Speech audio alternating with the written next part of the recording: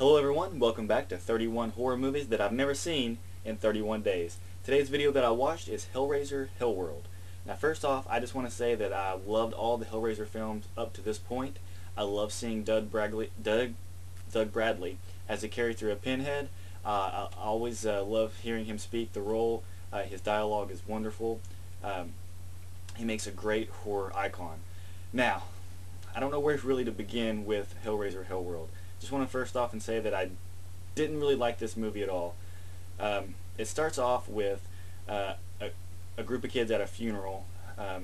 They're there for their friend Adam, who passed away, playing a video game called Hellworld. They don't explain why he died playing this game. All you know is that he was addicted to a game called Hellworld, and that's the reason why he died. He was addicted to it and he died. And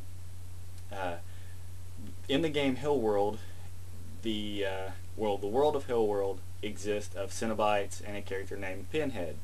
And yes, they look exactly the same. They have the exact same backstory. It's almost like someone who came across the puzzle box created a video game based from that, from their experience opening up the puzzle box.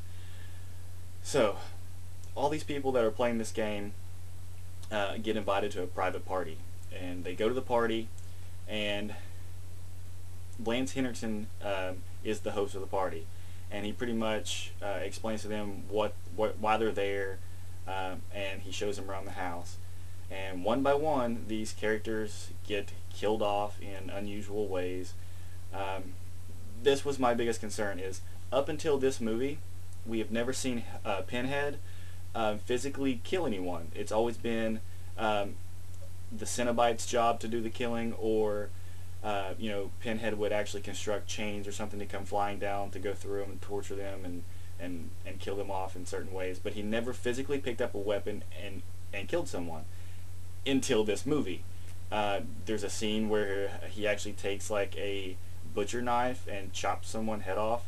He pretty much turns into a slasher, which isn't usual for the story of Pinhead. That's one concern I didn't like about it. There was going to be spoilers for the ending as well.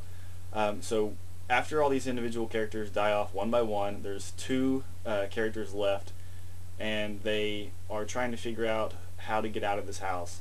And somehow the main character realizes that, oh wait, none of this is happening, we've been drugged. So they find out that Lance Henriksen's character drugged them.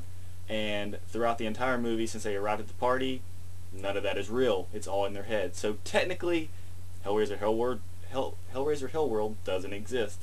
The movie doesn't really exist.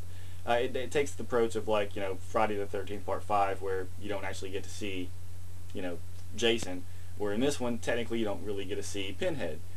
All this stuff that's happening to them is in their head, and they've been buried in the backyard, buried alive since the party started.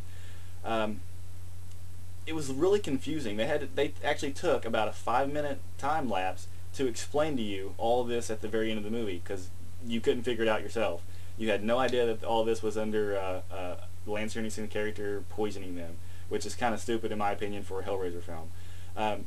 But at the very end of it, you do get to see the actual Pinhead, or so we believe, because once Lance Henriksen's character escapes, he goes off to his own house, or wherever it is. I think it's a hotel room, and he has the puzzle box himself.